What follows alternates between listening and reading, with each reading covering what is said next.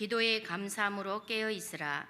또한 우리를 위하여 기도하되 하나님이 전도할 문을 우리에게 열어주사 그리스도의 비밀을 말하게 하시기를 구하라. 내가 이 일 때문에 매임을 당하였노라. 그리하면 내가 마땅히 할 말로써 이 비밀을 나타내리라. 외인에게 대해서는 지혜로 행하여 세월을 아끼라. 너희 말을 항상 은혜 가운데서 소금으로 맛을 냄과 같이 하라. 그리하면 각 사람에게 마땅히 대답할 것을 알리라. 아멘. 먼저 우리 신앙 고백하도록 하겠습니다. 주는 그리스도시요 살아계신 하나님의 아들이시니이다. 아멘. 오늘 골로새 4장 2절에서 6절 통화에서 기도에 감사함으로 항상 깨어 있으라 라는 제목으로 우리 하나님의 말씀을 확인하고 붙잡아야 되겠습니다. 지난주에 제가 마지막으로 RTS 강의를 갔다 오면서 그때 수도권에 이제 다른 지역에는 대설주의보 경보가 했죠. 여기 대구 경북하고 부산 쪽에 눈이 안 왔는데 문경 넘어서니까 눈이 굉장히 많이 오더라고요. 충주 오고 수도권 가니까 눈이 엄청 많이 왔습니다. 그래서 눈꽃이 피어 있고요, 상가들에 막 눈이 덮여 있는 것을 저는 많이 보고 왔습니다. 많이 보고 왔는데 폭설이 내려서 학교에 가보니까 20cm 이상 눈이 많이 쌓여 있더라고요. 그래서 일반 도로, 학교 도로가 제설이 잘 안 된 곳도 많이 있었고, 그래서 그것을 보고 벌써 계절이 겨울이구나. 그리고 오늘 12월 1일이잖아요. 벌써 마지막 달이 시작했구나. 한 해가 마지막을 향해서 가고 있구나라는 것을 보면서 더 중요하게 우리가 하나님 앞에서 성경 말씀 앞에서 인도함을 받고 기도해야 되겠구나라는 마음들을 좀 많이 갖게 된 시간표입니다. 그래서 우리가 오늘 말씀을 통해서 중요한 언약들을 확인해야 되는데요. 우리가 구원받은 하나님의 자녀이기 때문에 당연하게 하나님을 사랑해야 됩니다. 그런데 성경에서는 이 하나님을 사랑하는 구체적인 방법을 우리에게 주셨는데 그것이 하나님의 계명에 순종하는 것이라고 분명히 말씀해 주셨습니다. 우리는요, 하나님께서 우리를 먼저 사랑해 주셨다고 성경은 말하고 있습니다.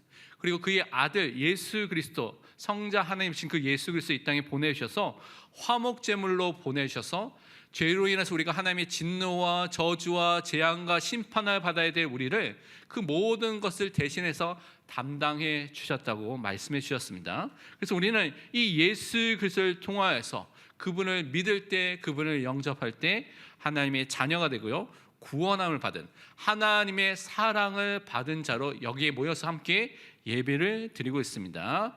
그래서 우리는 하나님의 사랑을 받았기 때문에 마음과 힘과 뜻과 정성을 다해서 하나님을 사랑하고 하나님을 높이고 경배하며 하나님께 예배하는, 영광을 돌리는 삶을 살아야 되는 것은 당연한 하나님의 자녀의 삶입니다.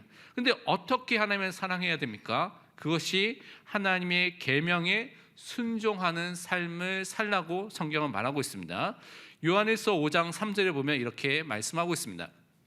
하나님을 사랑하는 것은 이것이니 우리가 그의 계명들을 지키는 것이라. 그의 계명들은 무거운 것이 아니로다. 이 말씀을 통해서 우리가 확인해 볼 수 있는 것이, 구원을 얻기 위해서 율법을 지키면서 구원을 얻는다, 할례를 행하여야지 구원을 얻는다라는 율법주의가 아니라, 구원받은 사람, 하나님의 사랑을 받은 사람은 어떻게 살아야 됩니까? 하나님의 계명, 하나님의 말씀을 지키고 순종하고 그것을 따라가는 삶을 사는 것이 하나님을 사랑하는 삶이라고 분명히 성경은 말씀하고 있습니다.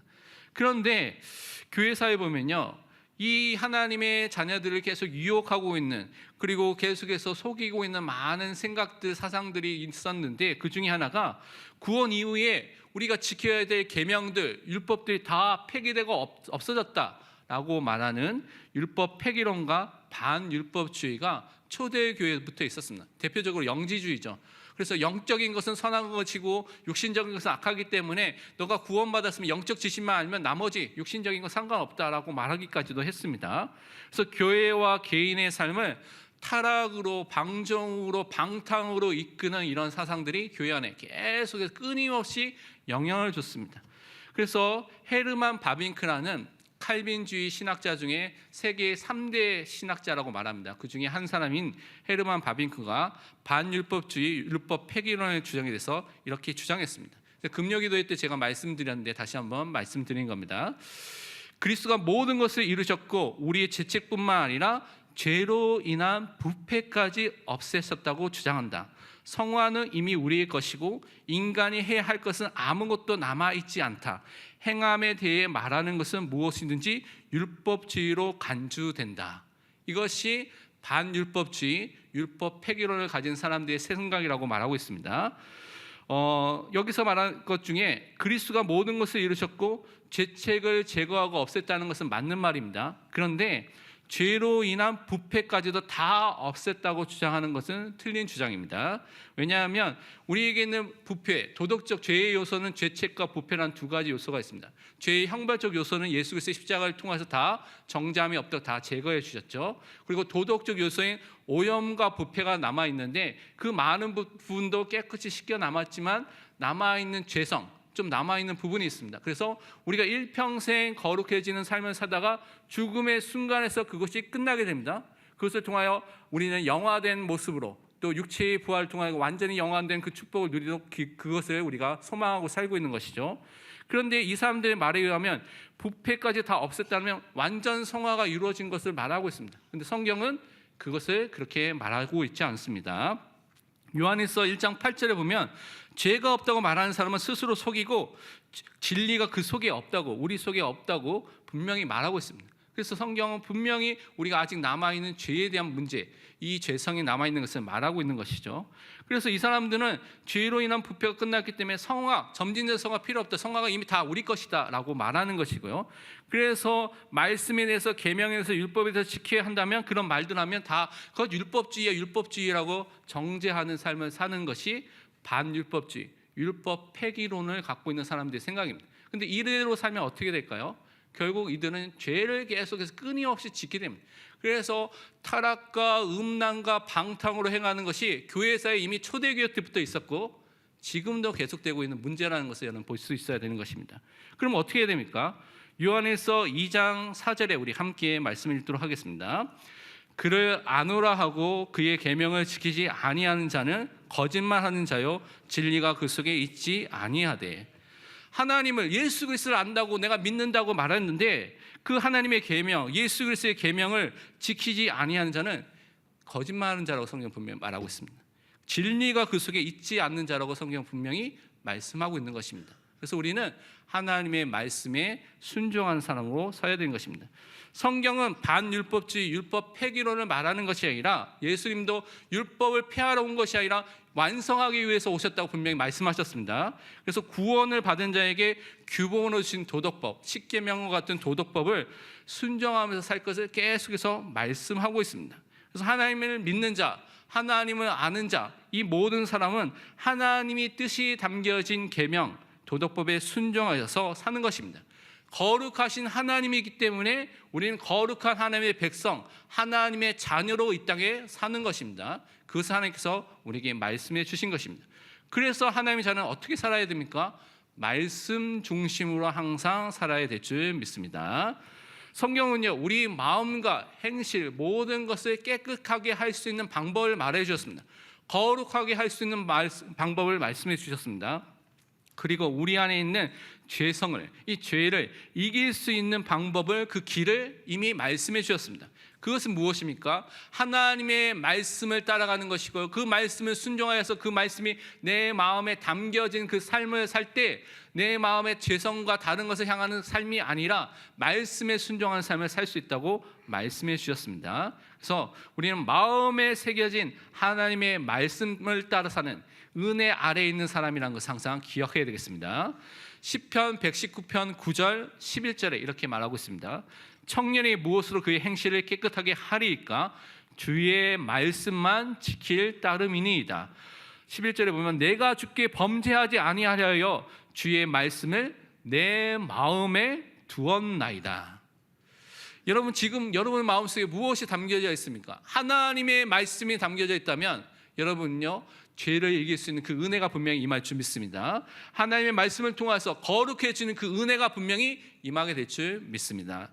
그래서 우리는 항상 살아있고 능력있고 우리를 치유할 수 있는 이 하나님의 말씀을 항상 붙잡는 것입니다. 그것이 내 영혼이 살아나고요, 내 육체가 살아나고 내 마음과 모든 것들이 살아나는 하나님이 주신 그 축복의 길입니다. 그래서 모든 것을 살리고 힘을 얻는 하나님의 말씀 속에 들어가는 것입니다. 말씀을 붙잡고요, 말씀을 읽고요, 말씀을 듣고요, 암송하고 묵상하고 말씀에 집중하는 가운데 모든 것이 살아나는 응답을 항상 우리는 누려야 될 줄 믿습니다. 시편 119편 28절에 말씀하기를 나의 영혼이 눌림으로 말미암아 녹사오니 주의 말씀대로 나를 세우소서.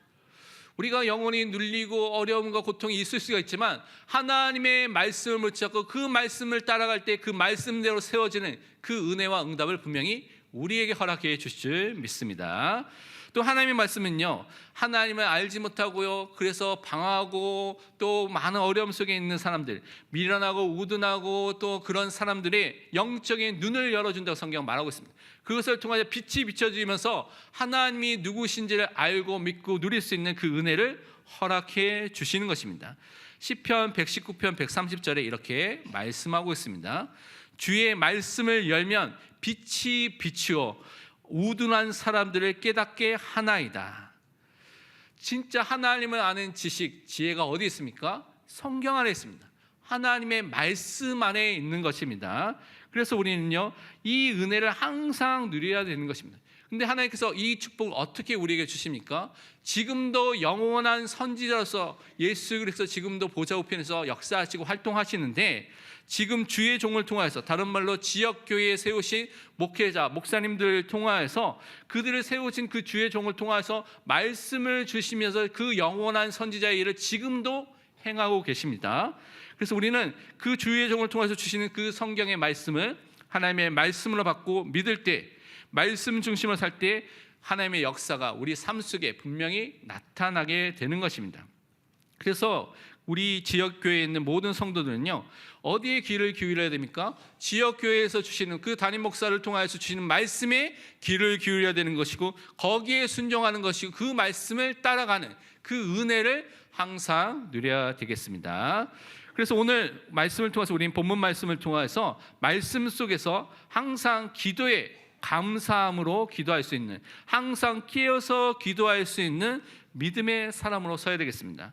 내가 말씀 중심으로 살면요, 이 말씀을 확인하고 말씀을 누리고 말씀을 인도받는 방법 중에 하나가 무엇입니까? 기도하는 것입니다. 그래서 여러분이 이 기도를 통해서 그 축복을 확인해야 되겠습니다. 첫 번째 우리가 붙잡아야 될 것이 무엇이냐면, 감사함으로 깨어서 항상 기도하는 응답 속으로 들어가야 되겠습니다. 여러분이 말씀으로 깨어있고 영적으로 깨어있는 그 축복 속에서 기도를 하는 것입니다. 오늘 골로새서 4장 2절 말씀, 본문 말씀 우리 함께 같이 읽도록 하겠습니다. 기도를 계속하고 기도에 감사함으로 깨어 있으라. 아멘. 여러분이 하나님께 깨어서 기도하는 사람이 되어야 됩니다. 감사하는 기도하는 사람이 되어야 됩니다. 그 한 사람으로 서시기를 바랍니다. 여러분의 가정에, 여러분이 살고 있는 지역에, 여러분이 있는 직장과 학교 현장에, 또 여러분이 일하고 있는 또 여러 가지 기관과 부서 속에 정말로 하나님의 말씀, 강단을 통하여서 주시고자 하는 주신 그 하나님의 말씀을 붙잡고 기도하는 사람이 많이 없을 수가 있습니다. 그래서 여러분이 먼저 기도하는 그 한 사람으로 그 현장에 서시기를 바랍니다. 바울은요, 구원받은 하나님의 자녀가 항상 영적으로 끼어 있는 것을 항상 많은 부분에서 경고하고 말씀하고 있습니다. 그리고 기도할 때 그냥 기도하는 것이 아니라 자기도 감사함으로 기도했고 우리도 감사함으로서 깨어서 기도하라고 계속 우리에게 권면하고 있는 것입니다. 하나님께 기도하는 삶을 힘써서 사는 것이 그리스도인 하나님 자녀의 삶입니다. 그래서 이거는 마땅히 행해야 될 성도의 삶이고 의무라고 여러분 생각하시면 됩니다. 에베소서 6장 18절에는 이렇게 말씀하고 있습니다. 모든 기도와 간구를 하되 항상 성령 안에서 기도하고 이를 위하여 깨어 구하기를 항상 힘쓰며 여러 성도를 위하여 구하라. 우리는요, 항상 성령의 인도 속에, 그 성령의 축복 속에서 기도할 수 있는 구원받은 하나님의 자녀입니다. 그래서 여러분이 길을 갈 때도 기도할 수가 있습니다. 운전할 때도 기도할 수가 있는 것이죠. 근데 운전할 때 기도한다고 눈 감으면 안 됩니다. 눈 뜨면서 모든 일을 하면서 걸어다니면서 모든 것을 통해서 기도를 할 수 있는 것입니다. 언제나 어디서나 기도할 수 있는 하나님의 자녀입니다. 그래서 항상 깨어서 기도하는 데 힘쓰시길 바랍니다. 16세기 종교 개혁자 중에 존 낙스라는 사람이 있습니다. 이 사람은 스코틀랜드의 장로교를 시작한, 그래서 전 세계 장로교의 시작이 이 존 낙스라고 볼 수가 있는데요. 그 사람이 나중에 뭐 칼빈도 만나고 여러 가지 어려움 속에서 그 종교 개혁을 스코틀랜드에서 했는데, 그 사람 했던 유명한 말이 하나 있습니다. 그게 뭐냐면, 기도하는 한 사람이 기도하지 않는 한 민족보다 강하다라고 말했습니다. 이것이 기도의 능력입니다. 그래서 여러분이 진짜 가정을 위해서, 교회를 위해서, 현장을 위해서 그 현장에서 기도하는 그 한 사람으로, 믿음의 한 사람으로 서시길 바랍니다. 자신과 가정과 교회와 현장을 위해서 끼어서 감사하는, 기도하는 그 한 사람으로 서시기를 축원드립니다. 그러면서 우리는 기도할 때 어떻게 기도해야 됩니까? 오늘 보니까 4장 3절 앞부분에 보면 또한 우리를 위하여 기도하되라고 말하고 있습니다. 우리는요, 주의 종을 위해서, 목회자, 사역자를 위해서 기도하는 한 사람으로 서야 되겠습니다. 바울은 골로새 교회의 성도들이 바울 자신뿐만 아니라 또 바울과 함께 있는 그 선교팀을 위해서 함께 기도해 주기를 명령하고 권면했습니다. 그래서 우리는 이 시대 속에서 우리는 이제는 성도로서 한 지역교회에 모여 있기 때문에 이 지역교회의 담임 목사님들, 교육자들, 말씀의 사역자들을 놓고 항상 기도해 주시기를 바랍니다. 그래서 기도로 주의 종을 돕는 것이 여러분이 하고 있는 중요한 성도의 의무이고 성도가 해야 될 중요한 돕는 사역입니다. 그래서 여러분이 이 일을 마음 담고 해 주시길 바랍니다. 고린도후서 1장 11절 말씀 우리 함께 고백하도록 하겠습니다.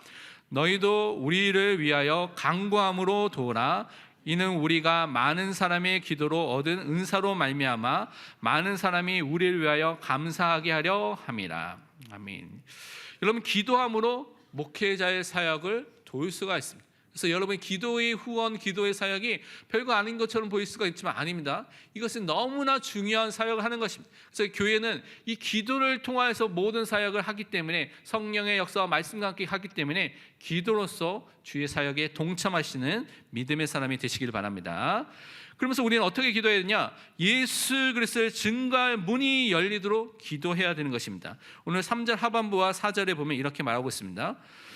하나님이 전도할 문을 우리에게 열어주사 그리스도의 비밀을 말하게 하시기를 구하라. 내가 이 일 때문에 매임을 당하였노라. 그리하면 내가 마땅히 할 말로써 이 비밀을 나타내리라. 감옥에 있는 이 바울이 어떤 것을 놓고 기도하라고 말씀하고 있습니까? 자신들을 위해서 기도할 때 전도할 문을 놓고 기도해 달라고 했습니다. 말씀을 전할 기회가 생기도록 기도해 달라고 말하는 것이죠.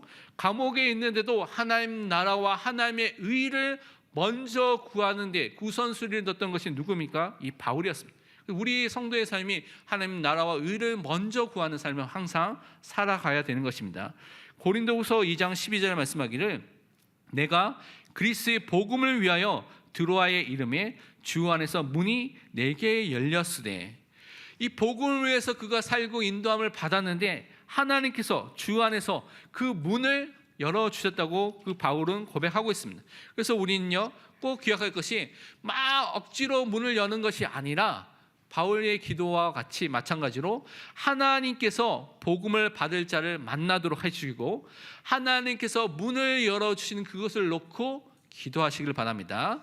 그래서 우리는 하나님이 하시는 정도, 성령이 이끄시고 성령이 행하시는 그 전도의 운동에 우리는 또 그 응답을 누려야 되는 것입니다. 그래서 성경적 전도는 성경을 통하여서 하나님께서 하시고 성령 하나님께서 이끄시는 그 전도를 우리가 하는 것입니다. 그래서 하나님이 문을 열어주는 이 응답을 누리도록 여러분이 기도하시고 그것을 기다리시길 바랍니다.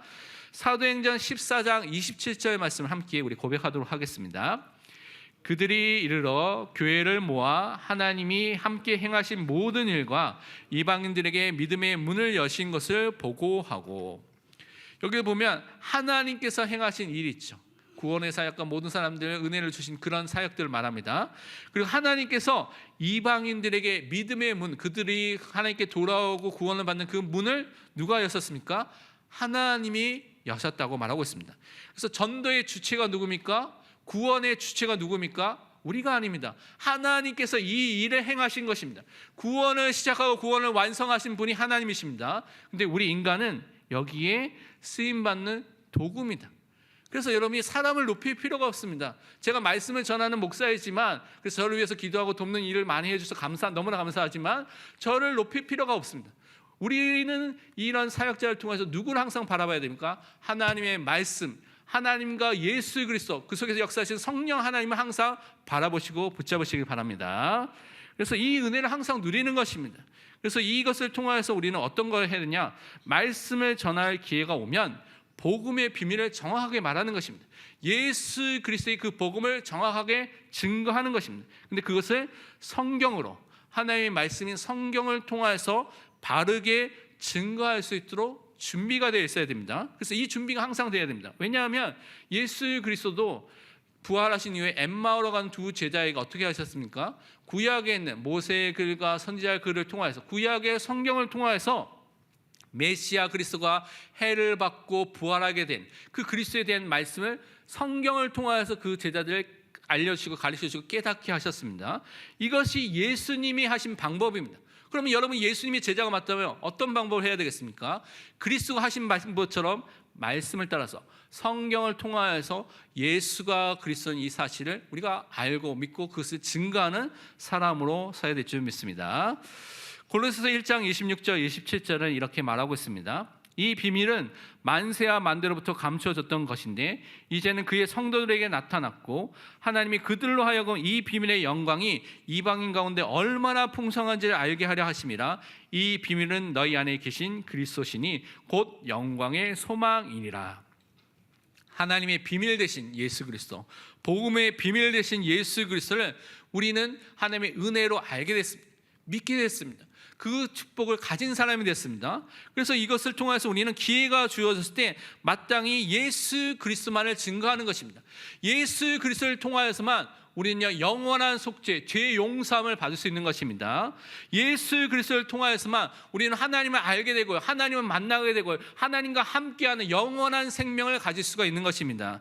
예수 그리스도를 통하여서만 우리는 모든 사탄의 권세를 이기신 그리스도를 통하여서 승리와 자유와 해방을 얻는 사람이 되었습니다. 그래서 이 구원자 되시고 유일한 중보자 되신 이 예수 그리스도를 항상 증거하는 것입니다. 그래서 선지자, 세상, 왕이라는 이 삼중직은요 따로따로 있는 것이 아니라 함께 같이 있습니다. 중이라는 것이 중요한 중자도 되지만 중첩한다, 오버랩되다는 의미입니다. 그래서 이 세 가지 직분이 한 분 예수님 안에 중첩, 함께 있는 것입니다. 그래서 우리는 한 분 예수 그리스도를 항상 믿고 증거하는 항상 증인으로 서야 될 줄 믿습니다. 그러면서 두 번째로, 이렇게 하나님을 바라보고 기도하는 사람들이 하나님의 뜻을 따라서 불신자를 또한 하나님의 뜻에 따라서 잘 대하라고 오늘 두 번째 말씀하고 있습니다. 오늘 본문 말씀 골로새서 4장 5절 말씀을 함께 읽도록 하겠습니다. 외인에게 대해서는 지혜로 행하여 세월을 아끼라. 하나님의 뜻에 따라 모든 기회를 잘 활용해서 불신자를 대하라고 말씀하고 있습니다. 이 외인이라는 것이 불신자를 말하는데요, 하나님의 언약 밖에 있는 사람, 그래서 외인이라고 말하는 것이죠. 그래서 이들은요 죄인으로 태어났기 때문에 죄 가운데 있는 상태 속에 계속 살고 있습니다. 그래서 죄로 인해서 거룩하신 하나님과 함께 할 수 없기 때문에 하나님과 분리되고 단절된 상태 속에 살 수밖에 없는 것이죠. 그래서 그들은 사탄의 지배를 받을 수밖에 없는 사탄의 종으로 살 수밖에 없다고 성경 말하고 있습니다. 그래서 그들의 영적인 상태, 마음의 상태를 볼 수 있는 영적인 우리 눈이 항상 열려져 있어야 되는 것입니다. 고린도전서 12장 2절에 그들의 상태를 이렇게 말하고 있습니다. 너희도 알거니와 너희가 이방인으로 있을 때에 말 못하는 우상에게로 끄는 그대로 끌려갔느니라. 고린도 교회의 성도들이 이들이 이방인이었죠. 그 대부분이 이방인들이었습니다. 근데 그들이 진짜 이방인으로 있을 때 우상을 섬기고 아담의 신전에서 우상을 섬기고 막 그렇게 음란히 행했는데, 근데 그들이 그때는 말 못하는 우상 숭배를 할 수밖에 없는, 그것에 끌려다니는 인생을 살고 있었다고 말하는 것이죠. 그런데 하나님 믿고 그들의 인생이 완전히 바뀌게 된 것입니다. 그래서 우리는 이 불신자들, 이 상태 속에 있는 사람들을 볼 수 있는 눈이 열려야 되는 것이죠. 그리고 하나님의 뜻을 발견하고 아는 지혜를 가지고 그들을 대해야 되는 것입니다. 그래서 불신자를 대할 때 내 생각, 내 뜻, 내 감정으로 막 대하면 어떻게 됩니까? 갈등, 불화, 많은 그런 문제들이 일어날 수가 있습니다. 그래서 하나님의 뜻을 발견한 지혜로 불신자를 대할 수 있도록 기도하시길 바랍니다. 근데 그 하나님의 뜻은 어디에 담겨져 있습니까? 말씀, 성경에 하나님의 뜻이 있습니다. 그래서 말씀 속에서 알게 된 하나님의 뜻, 하나님의 계획을 붙잡고 그 속에서 자라나면서 더욱 지혜 있게 이 많은 불신자들 주변에 있는 사람들을 대해 주시길 바랍니다. 그래서 말씀을 그래서 항상 나의 기준으로 들면 됩니다. 여러분 생각하는 거, 판단하는 거, 결정하는 거, 따라가는 거 여러분 생각이 아닙니다. 하나님의 말씀이 절대 기준을 항상 붙잡아줘야 될 줄 믿습니다. 골로새 1장 9절 하반부와 10절에 보면 이렇게 말하고 있습니다. 너희로 하여금 모든 신령한 지혜와 총명에 하나님의 뜻을 아는 것으로 채우게 하시고 죽기 합당하게 행하여 범사에 기쁘시게 하고 모든 선한 일에 열매를 맺게 하시며 하나님을 아는 것에 자라게 하시고. 하나님의 뜻을 아는 것으로 여러분의 지혜와 총명이 채워져야 됩니다. 영적인 것들이. 그리고 하나님의 아는 것으로 매일매일 자라는 사람으로 서야 됩니다. 그럴 때 불신자를 대할 때 여러분의 마음대로, 여러분 생각대로, 여러분 감정대로 하지 않게 되는 것입니다. 또한 세월을 아끼라고 되어 있습니다. 이 원어적 의미를 보면 세월을 아끼라는 의미는 모든 기회를 최대한 잘 활용하고 이용하라는 뜻입니다. 또 다른 의미는 돈으로 시간을 산 것처럼 한정된 이 시간을 최대한 잘 사용하라고 말하고 있는 것입니다. 그래서 여러분은 가치 있게 그 값을 알면서 시간을 사용하라는 것이죠. 하나님의 그래서 지혜가 필요한 것입니다. 하나님의 뜻대로 그것을 해야지 올바르게 할 수 있는 것입니다. 그래서 그 축복을 누린 것입니다. 에베소 5장 15절에서 17절은 이 부분을 이렇게 설명하고 있습니다. 그런즉 너희가 어떻게 행할지를 자세히 주의하여 지혜 없는 자같이 하지 말고 오직 지혜 있는 자같이 하여 세월을 아끼라. 때가 악하니라. 그러므로 어리석은 자가 되지 말고 오직 주의 뜻이 무엇인가 이해하라. 우리에게 준 시간과 이 모든 것들 의미 있게 사용하기 위해서는 지혜 있는 자가 되어야 됩니다. 그 지혜는 주의 뜻이 무엇인지를 이해할 때 그것을 붙잡을 때 오게 되는 것입니다. 그래서 말씀을 통해서 하나님 뜻 안에 그것을 붙잡고 하나님 앞에서 시간을 잘 사용하는 믿음의 사람이 되시길 바랍니다. 그러면서 오늘 골로새 4장 6절 말씀 함께 읽도록 하겠습니다. 너희 말을 항상 은혜 가운데서 소금으로 맛을 낸과 같이 하라. 그리하면 각 사람에게 마땅히 대답할 것을 알리라. 아멘. 말씀의 은혜 속에서 살면 여러분이 불신자에게 가장 필요한 말을 증거할 수 있는 그 은혜가 임하게 되는 것입니다. 그래서 성경 항상 우리에게 말하는 것 중에 말을 조심하라고 계속 말하고 있습니다. 신자에게도 불신자에게도 말을 잘 하라고 말하는 것이죠. 잠언에 보면 그 혀와 관련된 말씀이 엄청 많이 있습니다. 여러분 시간 되시면 잠언 1장부터 31장까지 찾아보시면 말하는 것, 혀와 관련된 말씀인데 그 중에 잠언 15장 4절과 28절을 보면 이렇게 되어 있습니다. 온순한 혀는 곧 생명나무이지만 패역한 혀는 마음을 상하게 하느니라. 28절에 보면 의인의 마음은 대답할 말을 깊이 생각하여도 악인의 입은 악을 쏟느니라. 그러니까 이 말을 통해서 우리가 보면 어떤 말을 해야 할지, 온순한 말, 그리고 또한 대답할 것을 깊이 생각하면서 필요한 말을 하라고 성경은 계속해서 말하고 있습니다. 그래서 우리가 은혜 가운데 말을 할 수 있는 그 은혜가 우리가 임해야 되는 것이죠. 근데 이 은혜 가운데 말을 할 수 있는 가장 중요한 방법은 성경에서 말하기를 그리스도의 말씀으로 여러분이 충만해지고 그 은혜 속에 거하게 되면요, 여러분에게 나오는 것이 그 은혜의 말씀을 통해서 나오게 됩니다. 감사의 말, 살리는 말, 때로는 잘못된 현장에 있으면 그것을 죄악을 경고하는 말을 통해서 그 사람을 살릴 수 있는 그 말이 나오게 되는 것이죠. 그래서 말씀 속에서 하나님이 주신 것을 여러분이 붙잡고 기도 속에서 그것을 전달하는 것입니다. 만난 사람에게 그것을 전달하는 것입니다. 골로새서 3장 16절에 이렇게 말씀하고 있죠. 그리스도의 말씀이 너희 속에 풍성히 거하여 모든 지혜로 피차 가르치며 권면하고 시와 찬송과 신령한 노래를 부르며 감사하는 마음으로 하나님을 찬양하고. 항상 하나님의 말씀에 풍성히 거하면 그 속에 살고 결정하고 판단하고 인도함을 받으면요, 사람을 권면하고 가르칠 때도 하나님이 주신 그 말씀 속에 나온 지혜로 말할 수 있게 된다는 것입니다. 그래서 우리는 불신자에게, 많은 사람에게 그 말을 할 수 있는 사람으로 서야 되겠습니다. 특별히 불신자에게 마땅히 해야 할 참 소망의 말, 복음을 여러분이 항상 준비하고 있어야 됩니다. 그것은 또한 우리 안에 계신 성령 하나님께서 필요할 때 말씀이 생각나도록 우리의 삶 속에 분명히 또한 역사하시는 것을 또한 믿어야 되는 것입니다. 베드로전서 3장 15절은 이렇게 말하고 있습니다. 너희 마음에 그리스도를 주로 삼아 거룩하게 하고 너희 속에 있는 소망에 관한 이유를 묻는 자에게 대답할 것을 항상 준비하되 온유와 두려움으로 하고, 하나님께서 우리에게 분명히 이 복음을 갖고 있는 사람에게 소망을 갖고 있기 때문에 주변의 사람들이 이것이 보여지게 됩니다. 그래서 그리스도가 주인이 되고요, 그리스도를 따라서 거룩하게 사는 사람은 분명히 사람들이 물어보게 됩니다. 너는 왜 그렇게 살아? 네가 갖고 있는 소망, 너가 무엇 때문에 그렇게 살고 있어? 라고 분명히 물어보는 시간표가 오게 됩니다. 그때 나 착하잖아, 그런 말 하는 게 아니라 그때 뭐를 말합니까? 대답할 것, 예수 그리스도 이 복음의 비밀을 담대히 말하는 것입니다. 그 준비가 항상 준비되어 있는 것이죠. 그래서 온유와 두려움으로 항상 하나님 앞에 서서 그것을 준비하는 믿음의 사람으로 서시기를 바랍니다. 이번 주 우리가 실천하고 적용하는 두 가지 미션을 붙잡아야 되겠습니다. 첫 번째는, 그래서 우리는 하나님의 뜻을 말씀 속에서 이번 주 찾고요, 그것을 묵상하고 암송하고 그것을 붙잡고 기도하시길 바랍니다. 시편 19편 14절에 말씀하기를 나의 반석이시요 나의 구원자이신 여호와여, 내 입의 말과 마음의 묵상이 주님 앞에 연락되기를 원하나이다. 여러분 지금 하는 말이, 여러분 가정에서 뭐 사람들과 해서 하는 말이 하나님께 그대로 올라가면 괜찮습니까?